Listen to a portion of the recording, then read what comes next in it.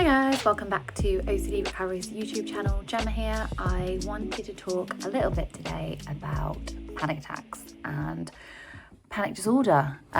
So I developed panic disorder.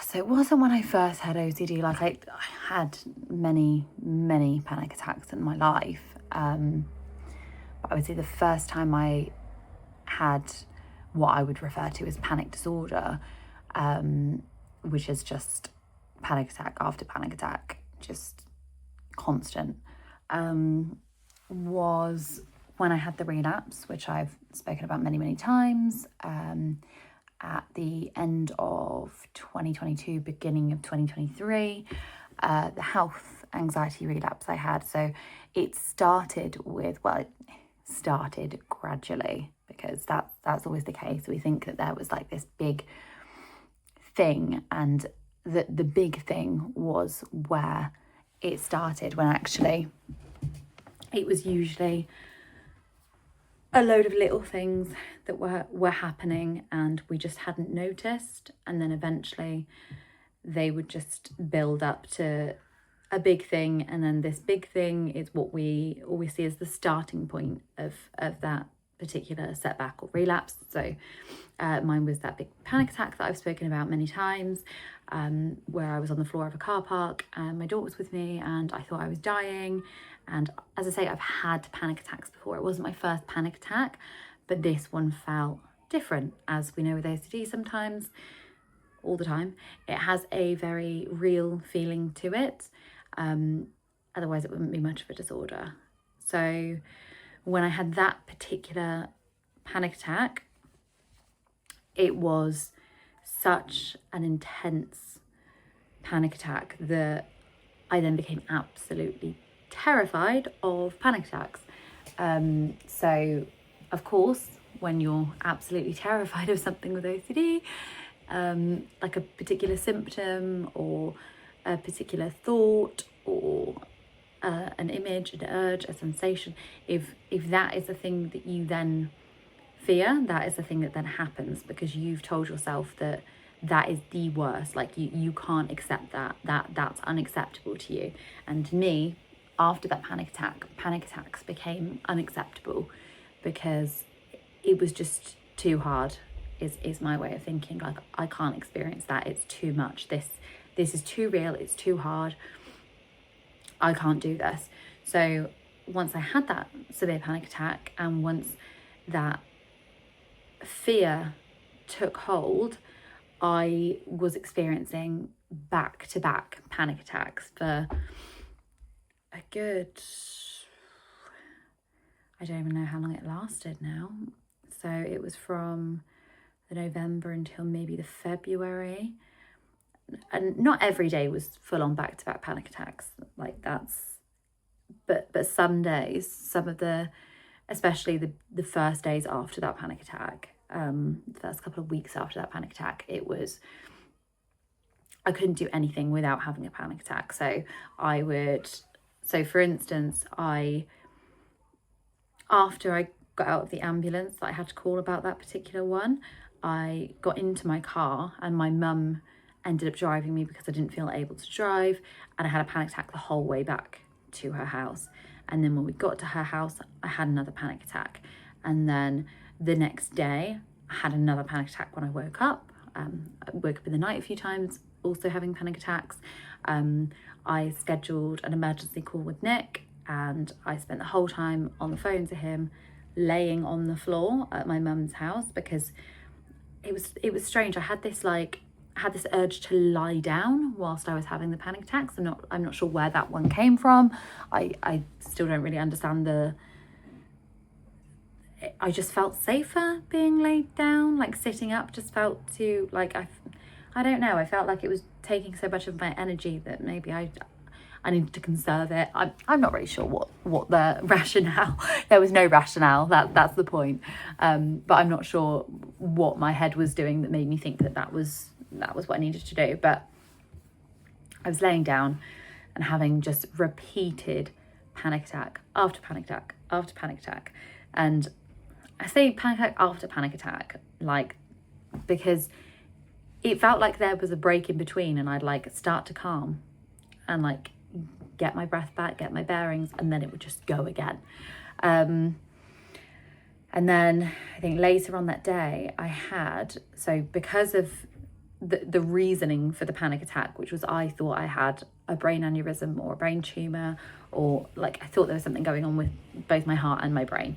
But the sensations in my head, which was the initial start of that panic attack, I'd actually booked an emergency optician appointment for the next day because I wanted them to check if they could see anything, if there was something wrong, if they recommended me going to hospital. I was trying not to go to A&E because I was like, well, maybe that's compulsive. I mean, it was just as compulsive going to the optician, really. But in my head, I justified, well, at least I'm not going to A&E. I'm only going to the opticians, which anyone would do if they had a pain in their head and blurred vision, and which can all be symptoms of anxiety, because anything can be a symptom of anxiety. So I justified it as it's not as bad. So I had to go to this optician's appointment, and I remember I was like, there's no way I can drive, like absolutely no way on this planet I can drive. So my mum was like, okay, well, I'll drive you. And I was like, I can't leave the house. Like, I'm not going to be able to do that. I spoke to Nick about that, and he was like, you absolutely need to leave the house. Like, you are going to get yourself into a serious, like, problematic state here if you don't just immediately get up and start doing everything. So I got in the car and I had a panic attack. And then I had like one long panic attack the whole drive on the way to the opticians. I remember laying down in the front of the car, like laying down as low as I could, because again, I felt like laying down was helping me. I think it was partially also because I thought that moving around too much was going to trigger something in my brain, and it was going to, yeah, as we know, there is no rationale when it comes to OCD. Like, it, when you talk about it after the fact, it makes no sense. Like, why those safety behaviours were even there make no sense. Sometimes they do, you know, if you're scared of contamination, then washing your hands is an understandable way to avoid contamination. But for me, that yeah, laying down so you don't burst something in your brain, I'm not really sure that makes sense. Maybe it would work, who knows? I've never looked into it, and I don't intend to. So for me, that was what I was doing. So I was laying in the car, and then we got there and I just went, I can't go in, there's nowhere I can go in. But as with every step, it was like, well, I can't do this and I can't do that, or this bit's too much, this is too much, this is too much. But every time you push yourself and push yourself and push yourself, you open up the world, you open up what you previously thought you couldn't do. And I ended up like having my eyesight looked at whilst having a panic attack, getting back in the car, having another panic attack. And panic disorder for me was probably, that's the thing I remember the most. So I think, and I'm not sure if it's because you kind of block things out, because OCD is obviously a very difficult thing to experience, or it's just you forget. So it's like childbirth, isn't it? Everyone says to you like, oh, you know, you soon forget, and that's why people have more children, because if they, you know, fully remembered that pain, they probably wouldn't have more children. I mean, some people don't experience as much pain as others. For me personally, it was not fun. It was I had a really, really rough labour, but I mean, I don't need to go into that. Oh, maybe I'll do that in another video, actually. Stay tuned. Yeah, so it was just panic attack after panic attack. And for me, that's the thing that sticks out most prominently, because it was definitely the hardest part, I think.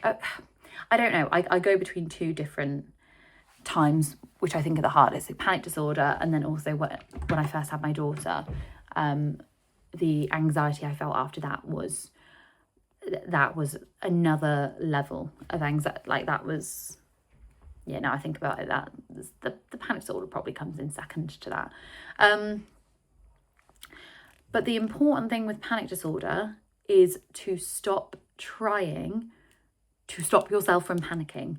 because that's the problem, is we're so scared of that sensation of panic that we start doing breathing techniques, or we try to avoid the panic attack in the first place by not doing the thing that's going to create panic. So as I said with, you know, not wanting to drive myself, suddenly that became a massive thing, like overnight, of I do not want to drive myself, because I kept thinking, because I'd been in the car when that happened and I'd like pulled over into a car park, and I just kept thinking I can't drive, because if I have another panic attack or a brain aneurysm or heart attack at the wheel, then I'm going to hurt myself, I'm going to hurt others, I'm going to hurt, if my daughter's in the car, I'm going to do something to my daughter. Like, so driving just became super, super scary for me. So I would avoid driving because I knew that that would create another panic attack. But then even without driving, I would end up having a panic attack anyway, because you could have a panic attack doing anything. It's not like avoiding something. And the more you avoid things, the smaller your world gets. So if I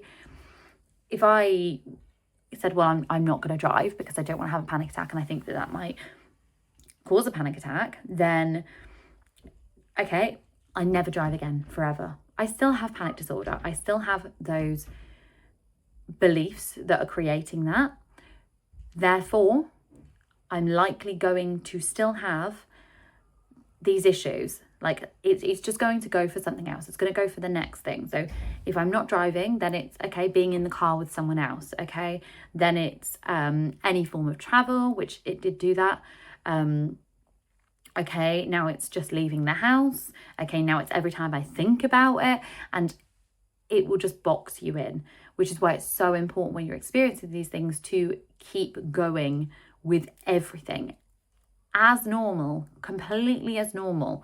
You know, if this is something you would normally be doing, go and do it. Bring the panic attacks with you. They're not going anywhere. You just take them along. You could have them sat at home. You could have the same sensations whilst you're sat in your house. Do you really want to waste your life sat in your house waiting for the panic attack to pass instead of just getting out and doing stuff? Because the only way to get comfortable with a sensation is to experience that sensation without trying to intervene. And that's the important part, is stop trying to stop yourself from panicking. Stop trying methods, techniques. Just allow yourself to feel that sensation, allow it to come down on its own, and that in turn will build your frustration tolerance and show you that you're able to experience that panic. I hope you've found this video useful. If you've got anything in particular you would like me to cover, please just pop a comment below. And yeah, I hope you have a wonderful day.